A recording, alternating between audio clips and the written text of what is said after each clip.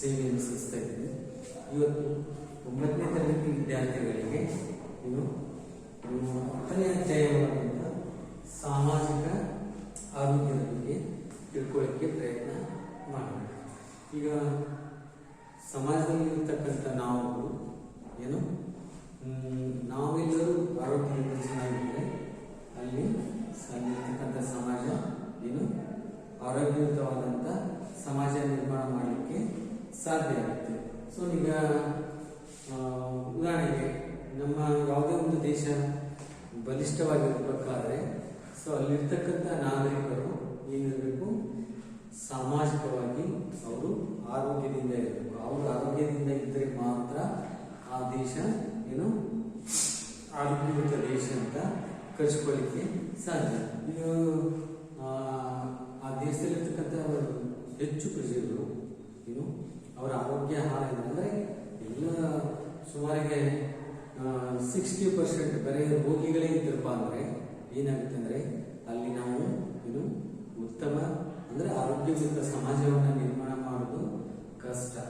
So ಈ ಉದಾಹರಣೆಗೆ ಕೊಡುವುದಾದರೆ ದಕ್ಷಿಣ ಆಫ್ರಿಕಾದಲ್ಲಿ ಬರ್ತಕ್ಕಂಥ ಸೋಮಾಲಿಯಾ ಅಂತಕ್ಕಂಥ ದೇಶ. ಸೊ ಅಲ್ಲಿ ಬಹಳ ಬಡ ರಾಷ್ಟ್ರಗಳು ಇವತ್ತಿಗೂ ಕೂಡ ಎಷ್ಟೋ ಜನಕ್ಕೆ ಊಟ ಮಾಡಲಿಕ್ಕೆ ಸರಿಯಾದಂಥ ಊಟ ಸಿಗೋದು. ಈಗೆಲ್ಲ ಮಾಧ್ಯಮದಲ್ಲಿ ನೋಡ್ರಿ, ಮಕ್ಕಳು ಗ್ರೌಂಡ್ನಲ್ಲಿ ಅಂಗಳದಲ್ಲಿ ಮುಂದೆ ಕುತ್ಕೊಂಡು ಏನು ಅವು ಮಣ್ಣನ್ನು ತಿನ್ನುವಂಥ ಪರಿಸ್ಥಿತಿ ನೋಡ. ನೀವು ಟಿವಿ ನೋಡೋಲ್ಲ, ಕೈ ಕಾಲೆಲ್ಲ ಸಣ್ಣಗೆ ಒಂಥರ ಹೊಟ್ಟೆ ತುಂಬ ಹಿಂಗೆ ಮಕ್ಕಳು ಅಲ್ಲಿ ಭಾಳ ಅನಾರೋಗ್ಯ ಪೀಡಿತರು ಆಗಿರ್ತಾರೆ. ಸೊ ಅದಕ್ಕೆಲ್ಲ ಕಾರಣ ಏನಂದರೆ ಅವರಿಗೆ ಪೌಷ್ಟಿಕಾಂಶದ ಯುಕ್ತ ಆಹಾರ ಸಿಗ್ತಾ ಇದೆ. ಸೊ ಹೀಗಾಗಿ ಏನು ಆ ಮಕ್ಕಳಲ್ಲಿ ಏನು ರೋಗಿಗಳಾಗ್ತಿದ್ದಾರೆ ಅಂದರೆ ನೋಡಬಹುದು. ಹುಟ್ಟಿದಾಗಿಂದಲೇ ಅವಕ್ಕೆ ಸರಿಯಾದಂಥ ಊಟ ಕೂಡ ಸಿಗ್ತಿರುತ್ತೆ. ಸೊ ಹೀಗೆ ನಾವು ಸಮಾಜವನ್ನು ಆರೋಗ್ಯಯುತ ಸಮಾಜವನ್ನು ಮಾಡ್ಕೋಬೇಕಾದ್ರೆ ಏನೋ ಫಸ್ಟ್ ನಾವು ಆರೋಗ್ಯ ಸಮಾಜವನ್ನು ನಿರ್ಮಾಣ ಮಾಡಬೇಕು. ಅಂದರೆ ಅಲ್ಲಿರ್ತಕ್ಕಂಥ ಏನು ಎಲ್ಲರೂ ಏನಂದರೆ ಅವರು ಆರೋಗ್ಯಯುತರಾಗಿ ಇರಬೇಕು. ಅಂದರೆ ಆ ಸಮಾಜ ಇನ್ನು ಚೆನ್ನಾಗಿರಲು ಸಾಧ್ಯ. ಆಮೇಲೆ ನಾಗರಿಕರು ಆರೋಗ್ಯದ ಬಗ್ಗೆ ತಿಳ್ಕೊಳ್ಬೇಕು. ಸೊ ಆ ಸಮಾಜದಲ್ಲಿರ್ತಕ್ಕಂಥ ಪ್ರತಿಯೊಬ್ಬ ನಾಗರಿಕನು ಏನು ಅವನು ತನ್ನ ಆರೋಗ್ಯದ ಬಗ್ಗೆ ತಿಳ್ಕೊಳ್ಬೇಕು. ನನ್ನ ಆರೋಗ್ಯ ಚೆನ್ನಾಗಿರ್ಬೇಕಾದ್ರೆ ನಾನು ಪ್ರತಿನಿತ್ಯ ಏನು ಮಾಡಬೇಕು, ನಾನು ಸೇವಿಸ್ತಕ್ಕಂಥ ಆಹಾರ ಚೆನ್ನಾಗಿರಬೇಕು, ಸೇವಿಸ್ತಕ್ಕಂಥ ಗಾಳಿ ಉತ್ತಮವಾಗಿರಬೇಕು, ಮತ್ತು ನಾನಿರ್ತಕ್ಕಂಥ ಪರಿಸರ ನಮ್ಮ ಮನೆ ಸುತ್ತಮುತ್ತಲ ಇರ್ತಕ್ಕಂಥ ಪರಿಸರನೂ ಕೂಡ ಏನು ಶುದ್ಧವಾಗಿದ್ದರೆ ಮಾತ್ರ ಏನು ನಾನು ಆರೋಗ್ಯದಿಂದ ಇರಲು ಸಾಧ್ಯ. ಹೀಗಾಗಿ ಆ ಸಮಾಜದಲ್ಲಿರ್ತಕ್ಕಂಥ ಪ್ರತಿಯೊಬ್ಬ ನಾಗರಿಕರು ಏನು ಆರೋಗ್ಯದ ಬಗ್ಗೆ ಹೆಚ್ಚು ತಿಳುವಳಿಕೆಯನ್ನು ಹೊಂದಿರಬೇಕು. ಮತ್ತು ಆರೋಗ್ಯ ಶಿಕ್ಷಣ ಮತ್ತು ಸಾಮಾಜಿಕ ಆರೋಗ್ಯ, ಸೊ ಇವೆರಡು ಒಂದೇ ನಾಣ್ಯದ ಎರಡು ಮುಖಗಳಿದ್ದಾವೆ. ನೋಡಿ, ಆರೋಗ್ಯ ಶಿಕ್ಷಣ ಇಲ್ಲ ಅಂದರೆ ಸಮಾಜದಲ್ಲಿ ನಾವು ಆರೋಗ್ಯದಿಂದ ಇರಲು ಸಾಧ್ಯ.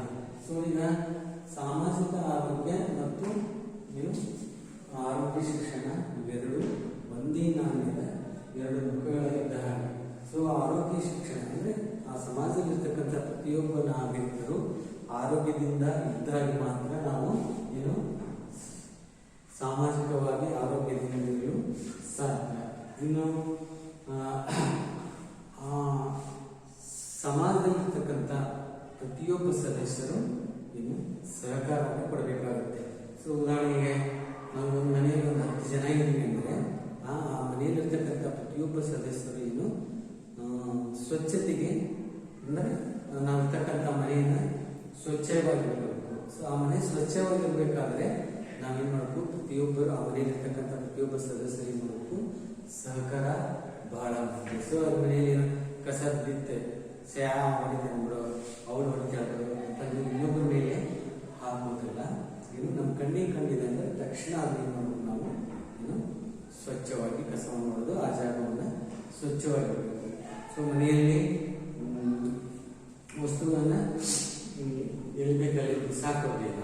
ಸೊ ಅವುಗಳನ್ನು ನೀಟಾಗಿ ನೀಟಾಗಿ ಅಚ್ಚುಕಟ್ಟಾಗಿ ಒಂದೊಂದು ನಿರ್ದಿಷ್ಟ ಸ್ಥಳದಲ್ಲಿ ಅವುಗಳು ಇರಬೇಕಾಗುತ್ತೆ. ಸೊ ಹೀಗಾಗಿ ಪ್ರತಿಯೊಬ್ಬ ಸದಸ್ಯರ ಸಹಕಾರ ಬಹಳ ಮುಖ್ಯ. ಇನ್ನು ಯೋಗ್ಯ ಜ್ಞಾನ. ಸೊ ಆ ಸಮಾಜದಲ್ಲಿರ್ತಕ್ಕಂಥ ಸದಸ್ಯರಿಗೆ ಏನಂದರೆ ಯೋಗ್ಯವಾದಂಥ ಜ್ಞಾನ ಇರಬೇಕು. ಸೊ ನೋಡಿ, ನಾನು ಶಿಕ್ಷಣ ಪಡೆದಿರ್ತೀನಿ, ನನಗೆ ಒಳ್ಳೆಯದು ಯಾವುದು ಕೆಟ್ಟದ್ದು ಯಾವುದೋ ವಿಚಾರ ಮಾಡುವಂಥ ಶಕ್ತಿ ಇರುತ್ತೆ. ಸೊ ಹೀಗಾಗಿ ಏನಾಗುತ್ತೆ ಅಂದರೆ ನಾನು ನನ್ನ ಆರೋಗ್ಯದ ಬಗ್ಗೆ ಹೆಚ್ಚು ಗಮನವನ್ನು ಕೊಡ್ತೀನಿ. ಅದೇ ನಾನು ಶಿಕ್ಷಣ ಪಡೆದಿರಲಿಲ್ಲ ಅಂದರೆ ಏನಾಗುತ್ತೆ ಅಂದರೆ ಆರೋಗ್ಯದ ಬಗ್ಗೆ ಅವ್ರಿಗೆ ಹೆಚ್ಚು ತಿಳುವಳಿಕೆ ಇರೋದಿಲ್ಲ. ಹೀಗಾಗಿ ಅನಾರೋಗ್ಯದಿಂದ ಉದ್ಭವ. ಇನ್ನು ರೂಢಿ. ಸೊ ನಾನು ಜೀವನದಲ್ಲಿ ಅಳವಡಿಸಿಕೊಂಡಂಥ ರೂಢಿಗಳು ಕೂಡ ಬಹಳ ಮುಖ್ಯವಾದದ್ದು. ಸೊ ನಾವು ಜೀವನದಲ್ಲಿ ಒಳ್ಳೆಯ ರೂಢಿಗಳನ್ನು ಅಳವಡಿಸ್ಕೊಳ್ಬೇಕು. ಉದಾಹರಣೆಗೆ ನೀವು ವಿದ್ಯಾರ್ಥಿಗಳು, ಈಗ ನೀನು ವಿದ್ಯಾಭ್ಯಾಸ ಮಾಡುವಂಥ ಸಮಯ, ನೀವು ವಿದ್ಯಾಭ್ಯಾಸ ಮಾಡುವಂಥ ಸಂದರ್ಭದಲ್ಲಿ ನೀವು ಪರೀಕ್ಷೆಯಲ್ಲಿ ಒಳ್ಳೆಯ ಅಂಕಗಳನ್ನು ತೆಗೆದುಕೊಳ್ಬೇಕಾದ್ರೆ ಏನೇನು ಮಾಡಬೇಕು? ಪ್ರತಿನಿತ್ಯ ಬೆಳಿಗ್ಗೆ ಬೇಗನೆ ಏಳಬೇಕು. ನಿಮಗೆ ಕಷ್ಟವಾದಂಥ ವಿಷಯಗಳನ್ನು ಓದ್ಕೊಳ್ಬೇಕು. ಸೊ ಆಮೇಲೆ ಅದೆಲ್ಲ ಮೇಲೆ ನಿಮಗೆ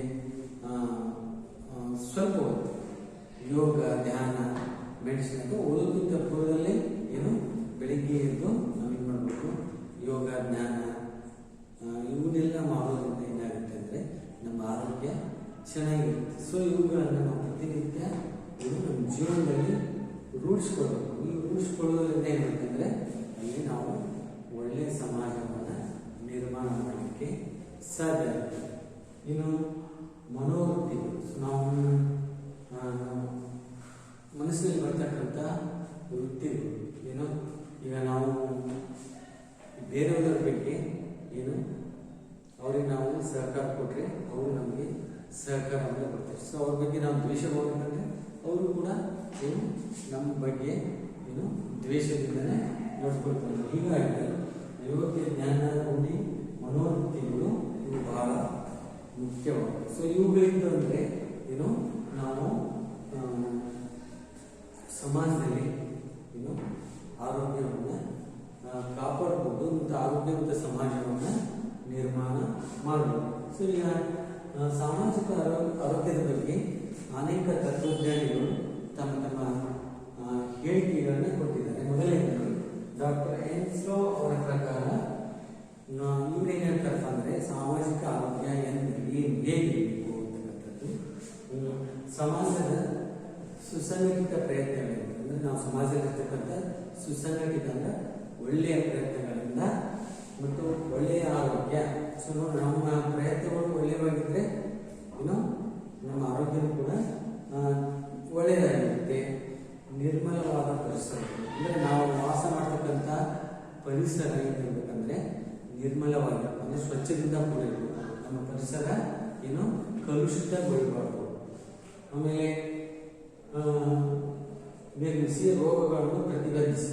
ಅಲ್ಲಿ ನಾವು ನಿರ್ಮಲವಾದ ಪರಿಸರ ಇತ್ತಂದರೆ ಆಟೋಮೆಟಿಕ್ಕಾಗಿ ನಾವು ಅಲ್ಲಿ ರೋಗಗಳು ಬರುವಾಗಿಲ್ಲ. ಸೊ ನಾವು ವಾಸ ಮಾಡ್ತಕ್ಕಂಥ ಪರಿಸರ ಕಲುಷಿತವಾಗಿದ್ದರೆ ನಾನಾ ರೋಗಗಳು ಬರ್ತವೆ. ಅವುಗಳ ಚಿಕಿತ್ಸೆಗೆ ವೈದ್ಯಕೀಯ ವ್ಯವಸ್ಥೆ ಮಾಡಿ ವ್ಯಕ್ತಿಗಳಿಗೆ ಮಾರ್ಗದರ್ಶನ ಮಾಡಿ. ಸೊ ಒಂದು ವೇಳೆ ಏನಾದರೂ ಅಲ್ಲಿ ಸಮಾಜದಲ್ಲಿ ವಾಸ ಮಾಡ್ತಕ್ಕಂಥ ನಾವು ಏನಾದರೂ ಕಾಯಿಲೆಗಳು ಬಂದಾಗ ಏನು ಮಾಡಬೇಕು? ಅವರಿಗೆ ವೈದ್ಯಕೀಯ ವ್ಯವಸ್ಥೆ ಮಾಡಬೇಕು ಮತ್ತು ಅವರಿಗೆ ಮಾರ್ಗದರ್ಶನ ಮಾಡಬೇಕು. ಉದಾಹರಣೆಗೆ ಈಗ ಕೆಲವೊಂದು ಸಾಂಕ್ರಾಮಿಕ ರೋಗಗಳು ಬರ್ತವೆ, ಕಾಲರ, ಅದು ವಿಶೇಷವಾಗಿ ಮಳೆಗಾಲದಲ್ಲಿ ನೀರಿನ ಮುಖಾಂತರ ಏನಾಗುತ್ತೆ ಅಂದರೆ ಇಡೀ ಆ ಗ್ರಾಮದಲ್ಲಿರ್ತಕ್ಕಂಥ ಸಮಾಜಕ್ಕೆ ಹರಡುತ್ತೆ. ಸೊ ಅಂಥ ಸಂದರ್ಭದಲ್ಲಿ ಏನು ಮಾಡಬೇಕು ನಾವು ಅಂದರೆ ಅಲ್ಲಿರ್ತಕ್ಕಂಥ ಅವರಿಗೆ ಮಾರ್ಗದರ್ಶನ ಮಾಡಬೇಕು, ಅಂದರೆ ವೈದ್ಯಕೀಯ ಸೌಲಭ್ಯಗಳನ್ನು ಕೊಡಬೇಕಾಗುತ್ತೆ. ಈಗ ಉದಾಹರಣೆಗೆ ನಾವೆಲ್ಲ ಅನುಭವಿಸ್ತೇವೆ ಕೋವಿಡ್-19 ಕೊರೋನಾ ಗೊತ್ತಿದೆ.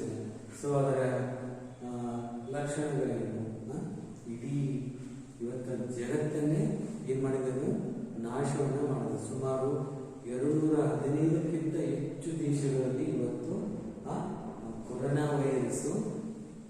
ಲಕ್ಷಾಂತರ ಜನರಿಗೆ ಬಂದಿದೆ ಮತ್ತು ಲಕ್ಷಾಂತರ ಜನರ ಪ್ರಾಣವನ್ನು ತೆಗೆದುಕೊಂಡಿದೆ. ಸೊ ಇಂಥ ಸಂದರ್ಭದಲ್ಲಿ ಏನು ಮಾಡಬೇಕಾಗುತ್ತೆ, ನಾವು ಆ ಸಮಾಜಕ್ಕೆ ಏನು ಅವರನ್ನ ವೈದ್ಯಕೀಯ ಪರೀಕ್ಷೆ ಮಾಡಬೇಕಾಗುತ್ತೆ ಮತ್ತು ಮಾರ್ಗದರ್ಶನ ಮಾಡಬೇಕು. ಉದಾಹರಣೆಗೆ ನೀವೆಲ್ಲ ನೋಡಿದ್ರಿ, ಕೋವಿಡ್ ಬಂದರೆ ಏನು ಮಾಡ್ತಾರೆ, ಇವೆಲ್ಲ ಆಸ್ಪತ್ರೆಗೆ ಕರ್ಕೊಂಡು ಹೋಗಿ ಅಲ್ಲಿ ಬೇರೆ ಬೇರೆ ತರನಾದಂಥ ಅವರ ಪರೀಕ್ಷೆಗಳನ್ನು, ಅಂದರೆ ಶ್ವಾಬ್ ಟೆಸ್ಟ್, ಅಂದರೆ ಮೂಗಿನೊಳಗಿಂದ ಮತ್ತು ಗಂಟಲ ಒಳಗಿಂದ ಏನು ನಮ್ಮ ರಸವನ್ನು ತೆಗೆದುಕೊಂಡು ಅವರು ವೈದ್ಯಕೀಯ ಪರೀಕ್ಷೆ ಮಾಡ್ತಾರೆ. ಸೊ ಅದರಲ್ಲಿ ಏನಂದರೆ ಅದು ಕೋವಿಡ್ ವೈರಸ್ ಇರೋದು ಪತ್ತೆ ಮಾಡ್ತಾರೆ, ಗೊತ್ತಾಗುತ್ತೆ. ಸೊ ಬಂದ್ಮೇಲೆ ಏನು ಮಾಡಬೇಕು, ಅವರಿಗೆ ಏನು ಯಾವ ಥರನಾದಂಥ ವ್ಯವಸ್ಥೆಯನ್ನು, ಅಂದರೆ ವೈದ್ಯಕೀಯ ಪರೀಕ್ಷೆ ಮಾಡಬೇಕು ಅನ್ನೋದನ್ನು ನಾವು ಅವರಿಗೆ ತಿಳುವಳಿಕೆಯನ್ನು ಕೊಡಬೇಕಾಗುತ್ತೆ. ಸೊ ಹೀಗೆ ಡಾಕ್ಟರ್ ಎನ್ಸ್ಲೋ ಅವರು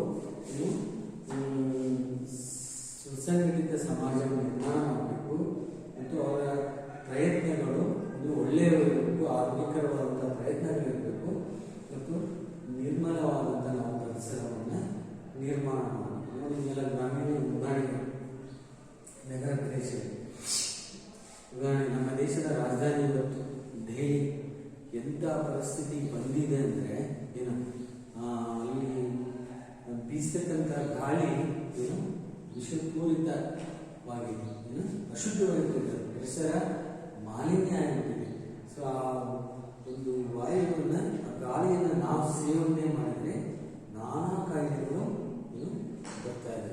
ಸೊ ಹೀಗೆ ಸಾಧ್ಯವಾದಷ್ಟು ನಾವು ಪರಿಸರವನ್ನು ಏನು ಮಾಡಬೇಕು, ಅಚ್ಚುಕಟ್ಟಾಗಿ ಇಟ್ಕೊಳ್ಬೇಕು. ಸೊ ನಿಮಗೆಲ್ಲ ದೆಹಲಿ, ಸೊ ಆ ದೆಹಲಿಯಲ್ಲಿ ಪರಿಸರ ಮಾಲಿನ್ಯ ಆಗಲಿಕ್ಕೆ ಕಾರಣ ಏನೆಂದರೆ ಪ್ರತಿನಿತ್ಯ ಲಕ್ಷಾಂತರ ವಾಹನಗಳು ಓಡಾಡ್ತವೆ. ಸೊ ಅವು ಬಿಡ್ತಕ್ಕಂಥ ಕಾರ್ಬನ್, ಇಂಗಾಲ ಡೈಆಕ್ಸೈಡ್ ಅದರಿಂದ ಏನಾಗ್ತದೆ, ಅವೆಲ್ಲ ಪರಿಸರ, ಅಂದರೆ ಗಾಳಿ ಕೂತ್ಕೊಂಡು ಆ ಗಾಳಿಯನ್ನು ನಾವು ಸೇವನೆ ಮಾಡಿ ಅದರಿಂದ ನಮಗೆ ನಾನಾ ಕಾಯಿಲೆಗಳು ಬರ್ತಾ ಇದೆ. ಅದಷ್ಟೇ ಅಲ್ಲದೆ ದೆಹಲಿ ಸುತ್ತಮುತ್ತ ಇರತಕ್ಕಂಥ ಹಲವಾರು ರಾಜ್ಯಗಳು ಅಲ್ಲಿ ವಿಶೇಷವಾಗಿ ಕಬ್ಬನ್ನು ಬೆಳೀತಾರೆ. ಸೊ ಆ ಕಬ್ಬಿನಿಂದ ಬರ್ತಕ್ಕಂಥ ಏನು ಕಚ್ಚಾ ವಸ್ತುಗಳಿಗೆ ಏನು ಮಾಡ್ತಾರೆ ಅಂದರೆ ಅವರು ಬೆಂಕಿ ಇಟ್ಬಿಡ್ತಾರೆ. ಸೊ ಅದು ಸುಮಾರು ಸಾವಿರಾರು ಎಕರೆ ಏನು ಕಚ್ಚಾ ವಸ್ತುಗಳಿಗೆ ಬೆಂಕಿ ಇರೋದ್ರಿಂದ ಸೊ ಅದರಿಂದ ಏನು ಕೂಡ ಆ ದೆಹಲಿ ಏನು ವಾಯು ಪರಿಸರ ಮಾಲಿನ್ಯವಾಗಿದೆ. ಮತ್ತು ಇವತ್ತು ನೀವು ದೆಹಲಿಯಲ್ಲಿ ಏನು ಆ ಪರಿಸರ ಮಾಲಿನ್ಯದಿಂದ ಏನು ವಯೋವೃದ್ಧರಿಗೆ, ನಾನಾ ಕಾಯಿಲೆ ಇರ್ತಕ್ಕಂಥವರಿಗೆ ಮತ್ತು ಪುಟ್ಟ ಮಕ್ಕಳಿಗೆ ಬಹಳ ಆರೋಗ್ಯದ ಮೇಲೆ ಕೆಟ್ಟ ಪರಿಣಾಮವನ್ನು ಬೀರ್ತಾ ಇದೆ. ಸೊ ಹೀಗಾಗಿ ನಾವು ನಮ್ಮ ಪರಿಸರವನ್ನು ನಾವು ಯಾವಾಗ ಏನು ಮಾಡಬೇಕಂದ್ರೆ ಸ್ವಚ್ಛವಾಗಿಟ್ಟಿರಬೇಕು. ಮತ್ತು ಅದು ನಮ್ಮ ಪರಿಸರ ಸ್ವಚ್ಛವಾಗಿರ್ಬೇಕಾದ್ರೆ ಏನು ಕಾಲಕ್ಕೆ ಮಳೆ ಆಗಬೇಕು, ಚಳಿ ಬೀಳಬೇಕು, ಬಿಸಿಲು ಬೀಳಬೇಕು. ಮಳೆ ಸರಿಯಾಗಿ ಬರಬೇಕಂದ್ರೆ ಏನು ಮಾಡಬೇಕು, ನಾವು ಸಾಕಷ್ಟು ಏನು ಗಿಡ ಮರಗಳನ್ನು ನೆಡಬೇಕು. ಸೊ ಗಿಡ ಮರಗಳನ್ನು ನೆಡೋದ್ರಿಂದ ಏನಾಗುತ್ತೆ ಅಂದರೆ ನಮ್ಮ ಪರಿಸರ ಶುದ್ಧವಾಗಿರುತ್ತೆ. ನೋಡಿ, ಮರ ಅದು ಇಂಗಾಲದ ಡೈಆಕ್ಸೈಡನ್ನು ತಗೊಂಡು ನಮಗೆ ಶುದ್ಧವಾದ ಗಾಳಿಯನ್ನು ಕೊಡುತ್ತೆ. ಸೊ ಅಂಥ ಮರಗಳನ್ನು ಇವತ್ತು ನಾವು ಏನು ವಿನಾಕಾರಣ ಎಲ್ಲಿ ಬೇಕಲ್ಲ ಅವನ್ನ ಏನು ಮಾಡ್ತಿದ್ದೀವಿ, ನಾಶ ಮಾಡ್ತಿದ್ದೀವಿ. ಸೊ ಇದರಿಂದ ಏನಾಗುತ್ತೆ ಅಂದರೆ ಅರಣ್ಯದ ಪ್ರಮಾಣ ಕಡಿಮೆಯಾಗಿ ಏನು ಮಳೆಯ ಪ್ರಮಾಣ ಕೂಡ ಕಡಿಮೆ ಆಗ್ತಿದೆ. ಸೊ ಹೀಗಾಗಿ ನಾವು ನಮ್ಮ ಪರಿಸರ ಚೆನ್ನಾಗಿರಬೇಕಂದ್ರೆ ಸಾಕಷ್ಟು ಗಿಡ ಮರಗಳನ್ನು ಬೆಳೆಸಬೇಕು. ಇನ್ನು ಎರಡನೇದಾಗಿ ಡಾಕ್ಟರ್ ಜೋ ಕಿಂಗೇನ್ ಪ್ರಕಾರ ಏನು ಸಾಮಾಜಿಕ ಆರೋಗ್ಯ ಅಂದರೆ ಅಂತಕ್ಕಂಥದ್ದು ಒಂದು ಜ್ಞಾನದ ಸಂಕಲನ ಮತ್ತು ಅದನ್ನು ಕಾರ್ಯಗತ ಮಾಡುವ ವಿಧಾನವೇ ಸಾಮಾಜಿಕ ಆರೋಗ್ಯ. ಅಂದರೆ ಜ್ಞಾನದ ಸಂಕಲನ ಅಂದರೆ ನಾವು ಜ್ಞಾನವನ್ನು ನಮ್ಮಲ್ಲಿ ಸಂಗ್ರಹ ಮಾಡಬೇಕು ಮತ್ತು ಅದನ್ನು ಕಾರ್ಯಗತ ಮಾಡಬೇಕು. ಅಂದರೆ ನಮ್ಮಲ್ಲಿರ್ತಕ್ಕಂಥ ಜ್ಞಾನವನ್ನು ಇದು ಬೇರೆಯವರಿಗೆ ಏನು ಮಾಡಬೇಕು, ಅದನ್ನು ಹಂಚಬೇಕು. ಉದಾಹರಣೆಗೆ ಆರೋಗ್ಯದ ಬಗ್ಗೆ ಇರಬೇಕು, ಪರಿಸರದ ಬಗ್ಗೆ ಇರಬೇಕು. ಪರಿಸರದ ಬಗ್ಗೆ ಈಗ ನನ್ನಲ್ಲಿ ಜ್ಞಾನ ಇರ್ತಂದರೆ ಈಗ ಅಶಿಕ್ಷಿತರು ಅಂದರೆ ಅವ್ರ ಶಿಕ್ಷಣ ಇಲ್ಲವರು ಇರ್ತಾರೆ, ಅವರಿಗೆ ಪರಿಸರದ ಬಗ್ಗೆ ಜ್ಞಾನ ಇರೋದಿಲ್ಲ. ಹೀಗಾಗಿ ಅವ್ರಿಗೆ ಏನು ಮಾಡಬೇಕಂದ್ರೆ ನಾವು ತಿಳಿಯಿರೋದ್ರಿಂದ ಸೊ ಅವರಲ್ಲಿ ಕೂಡ ಏನಾಗ್ತಂದ್ರೆ ಜಾಗೃತೆ ಬೆಳೆಯುತ್ತೆ. ಇನ್ನು ಸಮಾಜವನ್ನು ರೋಗದಿಂದ ಸಂರಕ್ಷಿಸಿ ಅದರ ಆರೋಗ್ಯ ಕಾಪಾಡಬೇಕು. ಅಂದರೆ ಸಮಾಜದಲ್ಲಿರ್ತಕ್ಕಂಥ ಏನು ಸಮಾಜ ಪ್ರತಿಯೊಬ್ಬರು ರೋಗದಿಂದ ಅವರನ್ನು ರಕ್ಷಣೆ ಮಾಡಬೇಕು ಮತ್ತು ಅವರ ಆರೋಗ್ಯ ಕಾಪಾಡುವುದು ಮತ್ತು ಅವರ ಆರೋಗ್ಯವನ್ನು ಉತ್ತಮಗೊಳಿಸಲು ಏನು ಮಾಡಬೇಕು ಅಂದರೆ ಆಹಾರದ ಕಲಬೆರಕೆ. ಅಂದರೆ ನಮ್ಮ ಆರೋಗ್ಯ ಚೆನ್ನಾಗಿರಬೇಕು ಅಂದರೆ ಸಮಾಜದಲ್ಲಿರ್ತಕ್ಕಂಥ ಪ್ರತಿಯೊಬ್ಬ ವ್ಯಕ್ತಿಯು ಅವನು ಆರೋಗ್ಯವಿರಬೇಕಾದ್ರೆ ಏನು ಮಾಡಬೇಕಂದ್ರೆ ಮೊದಲು ನಾವು ಸೇವಿಸ್ತಕ್ಕಂಥ ಆಹಾರ ಶುದ್ಧವಾಗಿರಬೇಕು. ಆದರೆ ಇವತ್ತು ಇದು ಪ್ರತಿಯೊಂದರಲ್ಲೂ ಏನಾಗಿದೆ ಅಂದರೆ ಕಲಬೆರಕೆ ಆಗ್ತಾ ಇದೆ. ಏನೋ ನಮಗೆ ಶುದ್ಧವಾದಂಥ ಯಾವುದೇ ಆಹಾರ ಸಾಮಗ್ರಿಗಳು ಸಿಗ್ತಾ ಇದೆ.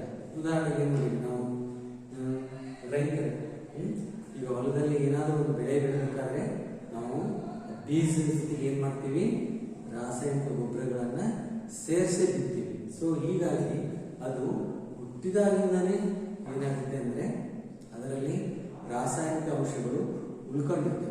ಸೊ ಅದನ್ನು ನಾವು ಸೇವನೆ ಮಾಡೋದ್ರಿಂದ ಏನಾಗುತ್ತೆ, ನಮ್ಮ ಆರೋಗ್ಯದ ಮೇಲೆ ಕೆಟ್ಟ ಪರಿಣಾಮ ಆಗುತ್ತೆ. ಇನ್ನು ಇದಷ್ಟೇ ಅಲ್ಲ, ಆಹಾರದ ಉದಾಹರಣೆಗೆ ನೀವು ಪ್ರತಿನಿತ್ಯ ನೀವು ಕುಡ್ತಕ್ಕಂಥ ಟೀ, ಚಾದಲ್ಲಿ ಈ ಟೀ ಪುಡಿಯಲ್ಲಿ ಏನಂದರೆ ನಾನಾ ಥರನಾದಂಥ ವಸ್ತುಗಳನ್ನು ಮಿಕ್ಸ್ ಮಾಡ್ತಾರೆ. ಸೊ ನಾವು ಕಣ್ಣಾರೆ ಕಂಡಿದ್ದು, ಉದಾಹರಣೆಗೆ ನಮ್ಮ ಮನೆ ಅಕ್ಕಪಕ್ಕ ಬೆಳತಕ್ಕಂಥ ಈ ಮನ್ನರ್ಕಿ ಗಿಡ ಇರುತ್ತಲ್ಲ, ಆ ಮನ್ನರ್ಕಿ ಗಿಡದ ಸಪ್ಪನ್ನು ಏನು ಮಾಡ್ತಾರೆ ಅಂದರೆ ಬಿಸಿಲಿಗೆ ಒಣಗಿಸಿ ಸೊ ಅದನ್ನು ಚೆನ್ನಾಗಿ ಹುರಿದ್ಬಿಟ್ಟು ಚೆನ್ನಾಗಿ ಪುಡಿ ಮಾಡ್ತಾರೆ. ಪುಡಿ ಮಾಡಿ ಏನು ಮಾಡ್ತಾರೆ ಅಂದರೆ ಒಂದು ರಾಸಾಯನಿಕ ವಸ್ತುಗಳನ್ನು ಬೇಯಿಸಿ ಏನು ಟೀ ಪುಡಿಗೆ ಮಿಕ್ಸ್ ಮಾಡ್ತಾರೆ. ಸೊ ಇದಷ್ಟೇ ಅಲ್ಲದೆ ನಾವು ತಿಂತಕ್ಕಂಥ ಚಪಾತಿ, ಮೊನ್ನೆ ಟಿ ವಿಯಲ್ಲಿ ತೋರಿಸಿ ಏನು ಈಗ ಚಪಾತಿ ಹಿಟ್ಟಿನಲ್ಲಿ ಏನು ಮಾಡ್ತಾರೆ ಅಂದರೆ ರಬ್ಬರ್ ಮಿಕ್ಸ್ ಮಾಡ್ತಾರೆ. ಏನು ಅದು ತೋರಿಸಿದ್ರು, ಅದು ಹಂಗೆ ತೊಳೆತಾನೆ, ಹಿಟ್ಟು ಮಾತ್ರ ಹಂಗೆ ಬರುತ್ತೆ. ಸೊ ಸುಮಾರು ಹೊತ್ತುವರೆಗೂ ತೊಳಿತಾನೆ, ಕೊನೆಗೇನು ಉಳಿಯುತ್ತೆ ಅಂದರೆ ಅದರಿಗೆ ರಬ್ಬರ್ ಉಳಿಯುತ್ತೆ. ಸೊ ಈಗ ನಮಗೆ ಗೊತ್ತಿರಲ್ಲ ಅದರಲ್ಲಿ ರಬ್ಬರ್ ಇದೆ. ಸೊ ನಾವು ಅದನ್ನು ಸೇವನೆ ಮಾಡಿದ್ವಿ.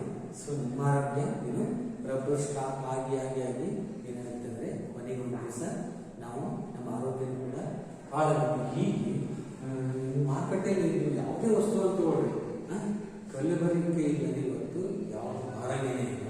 ಇನ್ನು ಉಪ್ಪಿಟ್ಟಿಗೆ ಬಳಸ್ತಕ್ಕಂಥ ಗೋಧಿ ಸೊ ಅದಕ್ಕೆ ಏನು ಮಾಡ್ತಾರೆ ಅಂದರೆ ಗೋಂಜಾಳಗಳನ್ನು ಮಿಕ್ಸ್ ಮಾಡ್ತಾರೆ. ಪ್ರತಿಯೊಂದರಲ್ಲೂ ಏನಾಗಿದೆ ಅಂತ ಇವತ್ತು ಕಲಬೆರಕೆ. ಆಮೇಲೆ ನೀರಿನ ಮಲಿನತೆ. ಸೊ ಈಗ ನಮ್ಮ ಅಂತರ್ಜಲ ಈಗ ಸುಮಾರು ದೂರ ಹೋಗ್ಬಿಟ್ಟಿದೆ. ಯಾಕಂದರೆ ಬೋರ್ ಕೊಸಿ ನಾವು ಏನು ಮಾಡ್ಬಿಟ್ಟಿದೆ ಅಂದರೆ ಅಂತರ್ಜಲವನ್ನು ಹಾಳು ಮಾಡಿಬಿಟ್ಟಿದೆ. ಸೊ ಆ ಅಂತರ್ಜಲ ಮತ್ತೆ ಮೊದಲನೇ ಸ್ಥಿತಿ ಬರಬೇಕಾದ್ರೆ ಏನು ಮಾಡಬೇಕಂದ್ರೆ ಸಾಕಷ್ಟು ಈಗ ನೋಡಿ, ಗ್ರಾಮೀಣ ಪ್ರದೇಶಗಳಲ್ಲಿ ಇಂಗು ಗುಂಡಿ ಅಂತ ಮಾಡ್ತಾರೆ, ಕೃಷಿ ಹೊಂಡಗಳನ್ನು ಮಾಡ್ತಾರೆ, ದೊಡ್ಡ ದೊಡ್ಡ ಕೆರೆಗಳನ್ನು ನಿರ್ಮಾಣ ಮಾಡಬೇಕು. ಸೊ ಅದರಿಂದ ಏನಾಗುತ್ತೆ ಅಂದರೆ ನೀರು ಸಂಗ್ರಹ ಆಗುತ್ತೆ. ನೀರು ಸಂಗ್ರಹ ಆಗೋದ್ರಿಂದ ನಾವು ಅಂತರ್ಜಲವನ್ನು ವೃದ್ಧಿ ಮಾಡಬಹುದು. ನೋಡಿ, ಅಂತರ್ಜಲ ಒಳಗೆ ಹೋದಾಗ ಏನಾಗುತ್ತೆ ಅಂದರೆ ನಮಗೆ ಕುಡಿಲಿಕ್ಕೆ ಶುದ್ಧವಾದ ನೀರೇ ಸಿಗಲ್ಲ. ಉದಾಹರಣೆಗೆ ಅದರಲ್ಲಿ ಏನಿರುತ್ತೆ ಅಂದರೆ ಫ್ಲೋರೈಡ್ ಅಂಶ ಅಂತಕ್ಕಂಥದ್ದು. ಸೊ ಆ ಫ್ಲೋರೈಡ್ ಯುಕ್ತ ನೀರನ್ನು ಕುಡಿದ್ರೆ ನಾವೇನಿರುತ್ತೆ ನಮಗೆ ನಾನಾ ಕಾಯಿಲೆಗಳು ಬರ್ತವೆ. ಸೊ ಮೂಳೆಗಳು ಬೆಂಡಾಗೋದು, ಮೂಳೆಗಳು ತಮ್ಮ ಸಾಮರ್ಥ್ಯವನ್ನು ಕಳ್ಕೊಳ್ತವೆ. ಆಮೇಲೆ ಒಸಡುಗಳಲ್ಲಿ ಏನಾಗ್ತದೆ ಅಂದರೆ ನೀವು ಬ್ರಷ್ ಮಾಡುವಾಗ ರಕ್ತ ಬರುತ್ತೆ. ಸೊ ಆಮೇಲೆ ಹಲ್ಲಿನ ಮೇಲೆ ನಾನಾ ಥರವಾದಂಥ ಕಲೆಗಳು ಬರ್ತವೆ. ಹೀಗಾಗಿ ನೀರನ್ನು ನಾವು ಶುದ್ಧವಾದ ನೀರನ್ನು ಕುಡಿಬೇಕು. ಈಗೆಲ್ಲ ಪ್ಯೂರಿಫೈಡ್ ವಾಟರ್ ಅಂತ ಏನಂತಂದರೆ ವಾಟರ್ ಫಿಲ್ಟರ್ಗಳು ಬಂದಿದೆ. ಪ್ರತಿಯೊಂದು ಹೆಚ್ಚಾಗಿ ಇವತ್ತು ಎಲ್ಲ ಗ್ರಾಮಗಳಲ್ಲೂ ಕೂಡ ಏನಿದ್ದಾವೆ ವಾಟರ್ ಪ್ಲಾಂಟೇಶನ್ ಇದ್ದಾವೆ. ಅದಕ್ಕೆ ದಯವಿಟ್ಟು ನೀವು ಕೂಡ ನಿಮ್ಮ ಮನೆಯ ಪ್ರತಿಯೊಬ್ಬ ಸದಸ್ಯರಿಗೂ ಕೂಡ ಆ ಫಿಲ್ಟರ್ ನೀರನ್ನೇ ಕುಡಿಲಿಕ್ಕೆ ಹೇಳಬೇಕು. ಯಾಕಂದರೆ ನೀವು ಎಕ್ಸಾಂಪಲ್ ನಾನು ಕಣ್ಣಾರೆ ನೋಡುವಂಥದ್ದು ಗ್ಲಾಸ್ನಲ್ಲಿ ಅದೇ ಬೋರ್ ನೀರನ್ನು ತುಂಬಿಟ್ರಿ, ಇನ್ನೊಂದು ಗ್ಲಾಸಲ್ಲಿ ಆ ಫಿಲ್ಟರ್ ನೀರನ್ನು ತುಂಬಿಟ್ರಿ. ಸೊ ಅದಕ್ಕೆ ಏನು ಮಾಡ್ತಾರೆ ಅಂದರೆ ವಾಟರ್ ಟೆಸ್ಟಿಂಗ್ ಮಿಷಿನ್ ನಾನು ಕಣ್ಣಿಂದ ನೋಡಿದ್ರೆ ಎರಡಕ್ಕೂ ವಾಟರ್ ಟೆಸ್ಟ್ ಮಿಷಿನ್ ಬಿಡ್ತಾರೆ. ಸೇಮ್ ಇರುತ್ತೆ ನಾವು ನೋಡೋಕ್ಕೆ ನೀರು ಎರಡೂ ಗ್ಲಾಸಲ್ಲಿ. ಬಟ್ ಆ ವಾಟರ್ ಟೆಸ್ಟಿಂಗ್ ಮಿಷಿನ್ ಬಿಟ್ಟಾಗ ಈ ಬೋರ್ ನೀರು ವಿತಿನ್ 4-5 ಸೆಕೆಂಡಿಗೆ ನೀರು ಪೂರ್ತಿ ಕಪ್ಪಾಗುತ್ತೆ, ಮೇಲೆಲ್ಲ ಒಂಥರ ಕಪ್ಪಿ ಜೋಳ ಥರ ಬರುತ್ತೆ. ಬಟ್ ಈ ಫಿಲ್ಟರ್ ನೀರನ್ನೇ ಬಿಟ್ಟಿರ್ತಾರಲ್ಲ ವಾಟರ್ ಟೆಸ್ಟಿಂಗ್ ಮಿಷಿನ್ನ, ಅದು ಏನೂ ಆಗಿಲ್ಲ. ಅಂದರೆ ನಮ್ಮ ನೀರು ಕೂಡ ಎಷ್ಟೊಂದು ಕಲುಷಿತವಾಗಿದೆ ನೋಡಿ. ಆ ನೀರು ಆ್ಯಕ್ಚುಲಿ ನಮ್ಮ ಕೈ ತೊಳ್ಕೊಳ್ಳೋಕ್ಕೂ ಯೋಗ್ಯ ಇಲ್ಲ, ಅಂಥ ನೀರನ್ನು ನಾವು ನೇರವಾಗಿ ಇವತ್ತು ಕುಡಿತಾ ಇದ್ದೀವಿ. ಅದಕ್ಕೋಸ್ಕರ ದಯವಿಟ್ಟು ಫಿಲ್ಟರ್ ನೀರನ್ನೇ ಕುಡಿಯಿರಿ, ಇಲ್ಲ ಅಥವಾ ಆ ನೀರನ್ನು ಬಿಸಿ ಮಾಡಿ ಕಾದಾಡಿದ ನೀರನ್ನು ಕುಡಿಬೇಕು. ಇದರಿಂದ ನಮ್ಮ ಆರೋಗ್ಯಕ್ಕೆ ಒಳ್ಳೆಯದಾಗುತ್ತೆ. ಇನ್ನು ಹವೆಯ ದೋಷ ಅಂತ ಹೇಳ್ತಿದ್ದೇವೆ ನಾವು, ನಮ್ಮ ಪರಿಸರ ಮಾಲಿನ್ಯದಿಂದ ಹವೆನ ಅಂದರೆ ವಾಯು ಕೂಡ ಇವತ್ತು ಕೆಟ್ಟೋಗ್ಬಿಟ್ಟಿದೆ. ಸೊ ನಿಮೀಗ ಒಂದ್ಸರಿ ಬೆಂಗಳೂರು ಅಂತ ಸಿಟಿ ಒಳಗೆ ನೋಡಿ ನೀವು ಅಬ್ಸರ್ವ್ ಮಾಡಿ, ಅಲ್ಲಿ ಸಿಟಿ ಒಳಗೆ ರೋಡ್ ಅಕ್ಕಪಕ್ಕ ಸಾಕಷ್ಟು ಮರಗಳಿವೆ, ದೊಡ್ಡ ದೊಡ್ಡ ಮರಗಳಿವೆ. ಆ ಮರದ ಎಲೆಗಳನ್ನು ಒಂದ್ಸರಿ ನೋಡಿ, ವಿಶೇಷವಾಗಿ ಮರದ ಎಲೆಗಳು ಹಸಿರಾಗಿದೆ, ಬಟ್ ಅದರ ಮೇಲೆ ಕಾರ್ಬನ್ ಕೂತು ಆ ಎಲೆ ಬಣ್ಣ ಸಹಿತ ಕಪ್ಪು ಬಣ್ಣಕ್ಕೆ ಬಂದಿರುತ್ತೆ. ಸೊ ಹೀಗಾಗಿ ಏನಾಗುತ್ತೆ ಅಂದರೆ ಅಲ್ಲಿ ಮಧುಮೇಹಗಳು ಜಾಸ್ತಿ ಇರ್ತಾರೆ. ಅಂದರೆ 100ಕ್ಕೆ ಒಂದು 60 ಮಂದಿ ಬರೀ ಅಲ್ಲಿ ಅದೇ ರೋಗಿಗಳೇ ಇದ್ದಾರೆ. ಅಂದರೆ ನಾವು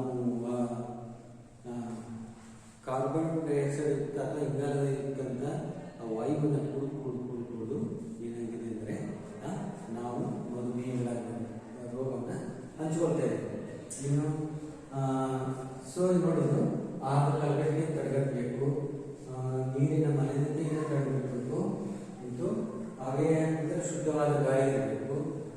ಎಲ್ಲವನ್ನು ತಡೆಗಟ್ಟಿ ಒಳ್ಳೆಯ ವಾತಾವರಣದಲ್ಲಿ ಒಳ್ಳೆಯ ನಾಗರಿಕರು ಇರುವಂತೆ ಮಾಡುವ ಸಂಘಟನೆಯ ಪ್ರಯತ್ನವನ್ನು ನಾವು ಮಾಡಬೇಕು. ನೋಡಿ, ಪರಿಸರ ಒಳ್ಳೆಯದಾಗಿತ್ತಂದರೆ ಅಲ್ಲಿರುತ್ತೆ. ಅಂದರೆ ನಾಗರಿಕರು ಫಸ್ಟು ಒಳ್ಳೆಯ ನಾಗರಿಕರು ಅಂದರೆ ಒಳ್ಳೆಯ ನಾಗರಿಕರಂದರೆ ಅಲ್ಲಿ ಪರಿಸರ ಆಟೋಮೆಟಿಕ್ಕಾಗಿ ಒಳ್ಳೆಯದಾಗಿ ಇದ್ದೇ ಇರುತ್ತೆ. ಸೊ ಹೀಗೆ ಸಾಮಾಜಿಕ ಆರೋಗ್ಯ ಕಾಪಾಡೋದು ಪ್ರತಿಯೊಬ್ಬ ನಾಗರಿಕನ ಕರ್ತವ್ಯ. ಸೊ ಆ ಸಮಾಜದಲ್ಲಿರ್ತಕ್ಕಂಥ ಪ್ರತಿಯೊಬ್ಬರು ಅವರ ಆರೋಗ್ಯವನ್ನು ಕಾಪಾಡೋದು, ಅಂದರೆ ಸಾಮಾಜಿಕ ಆರೋಗ್ಯವನ್ನು ಕಾಪಾಡೋದು ಪ್ರತಿಯೊಬ್ಬ ನಾಗರಿಕನ ಕರ್ತವ್ಯ. ಸೊ ನಾನು ಈ ಗ್ರಾಮದಲ್ಲಿದ್ದೇವೆ ಅಂದರೆ ನಮಗೆ ಎಲ್ಲರೂ ಬರ್ತಾರೆ, ಅವ್ರ ಮನೆ ಮುಂದೆ ಕಸ ಬಿದ್ದಿದೆ ಅಂತೇಳಿ ಸುಮ್ಮನೆ ಇರಬಾರ್ದು, ಗೊತ್ತಾಯ್ತಾರೆ. ಸೊ ಅದನ್ನು ಅವ್ರಿಗೆ ನಾವು ತಿಳುವಳಿಕೆ ಹೇಳಬೇಕು. ಆ ಕಸ ಹಾಕೋದ್ರಿಂದ ನಮ್ಮ ಆರೋಗ್ಯದ ಮೇಲೆ ಕೆಟ್ಟ ಪರಿಣಾಮ ಆಗುತ್ತೆ ಅಂತಕ್ಕಂಥದ್ದು. ಆಮೇಲೆ ಕೆಲವರು ಮೋರಿ ನೀರನ್ನು ನೇರವಾಗಿ ಓಡಿಯೋ ಬಿಟ್ಟಿರ್ತಾರೆ. ಆ ನೀರೆಲ್ಲ ಅಲ್ಲಿ ಸಂಗ್ರಹ ಹಾಕಿ ಅಲ್ಲೆಲ್ಲ ಸೊಳ್ಳೆಗಳು, ಬೇರೆ ಬೇರೆ ಸೂಕ್ಷ್ಮ ಜೀವಿಗಳು ಉದ್ಭವವಾಗಿ ಆ ಸೊಳ್ಳೆಗಳು ನಮಗೆ ಕಚ್ಚೋದ್ರಿಂದ ನಮಗೇನಾಗುತ್ತೆ ಅಂದರೆ ಮಲೇರಿಯಾ ರೋಗ ಬರುತ್ತೆ. ಹೀಗೆ ಸಮಾಜದಲ್ಲಿರ್ತಕ್ಕಂಥ ಪ್ರತಿಯೊಬ್ಬ ನಾಗರಿಕರು ಆರೋಗ್ಯದ ಬಗ್ಗೆ ಹೆಚ್ಚು ಒತ್ತನ್ನು ಕೊಡಬೇಕು.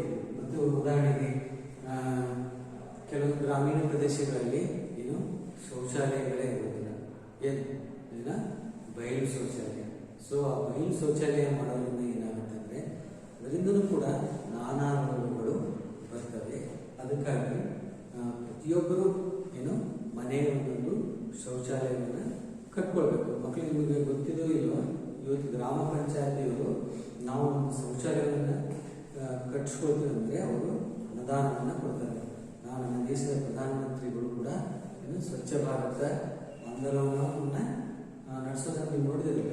ನಿಮಗೆ ನಿಮ್ಮ ಮನೆಯಲ್ಲಿ ಶೌಚಾಲಯ ಇಲ್ಲ ಅಂದರೆ ನೀವು ಗ್ರಾಮ ಪಂಚಾಯತಿಗೆ ಒಂದು ಅರ್ಜಿ ಕೊಟ್ಟರೆ ನಿಮಗೆ ಶೌಚಾಲಯ ಕಟ್ಕೊಳ್ಳಿಕ್ಕೆ ಅವರು ಅನುದಾನವನ್ನು ಕೊಡ್ತಾರೆ. ಸರ್ಕಾರ ಹೀಗೆ ಬಯಲು ಮುಕ್ತ ಶೌಚಾಲಯ ಮಾಡಲಿಕ್ಕೆ ಸಾಕಷ್ಟು ಪ್ರಯತ್ನಗಳನ್ನು ಮಾಡ್ತಾ ಇದೆ.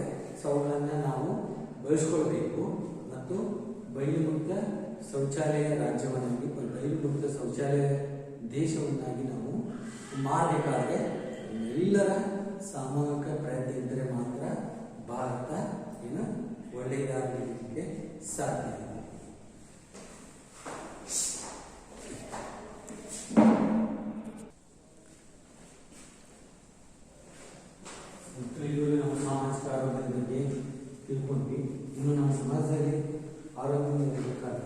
ಹಲವಾರು ರೂಢಿಗಳನ್ನು ನಾವು ನಮ್ಮ ಜೀವನದಲ್ಲಿ ಅಳವಡಿಸ್ಕೊಳ್ಬೇಕು. ಮೊದಲನೇದಾಗಿ ಕಣ್ಣುಗಳಲ್ಲಿ ಊರುವುದು, ಸೀನುವುದು, ಬೈದೇಶ ಅಂದರೆ ನಾವು ದಾರಿಯಲ್ಲಿ ಹೋಗ್ತಾ ಇರ್ತೀವಿ, ಕಣ್ಣಲ್ಲಿ ಊರಬಾರದು ಮತ್ತು ಸೀನುವುದು ಅಂದರೆ ಕಣ್ಣಲ್ಲಿ ನಾವು ಸೀನು ನಮಗೆ ಅಕಸ್ಮಾತ್ ಸೀನು ಬಂದರೆ ಏನು ಮಾಡಬೇಕು, ಎರಡೂ ಕೈಗಳನ್ನು ನಮಗೆ ಅಡ್ಡವಾಗಿಡೋದು ಸೀನಬೇಕು, ಅಥವಾ ಖರ್ಚಿದ್ರೆ ಅಥವಾ ಬಟ್ಟೆಯಿಂದ ನಾವು ಅಡ್ಡವಾಗಿಡೋದು ಸೀನಬೇಕಾಗುತ್ತೆ. ಇನ್ನು ಬಹಿರ್ದೇಶಿ ಅಂದರೆ ಎಲ್ಲಿ ಬೇಕಲ್ಲಿ ನಾವು ಬಹಿರ್ದೇಶಕ್ಕೆ ಕೂತ್ಕೊಳ್ಳೋದು. ಇದರಿಂದ ಏನಾಗುತ್ತೆ ಅಂದರೆ ಅದರಿಂದ ನಮಗೆ ನಮ್ಮ ಸಮಾಜಕ್ಕೆ ಅನೇಕ ರೋಗಗಳು ಅಂಟುಕೊಳ್ತವೆ. ಸೊ ಇವುಗಳನ್ನು ನಾವು ತಡೆಯಬೇಕು.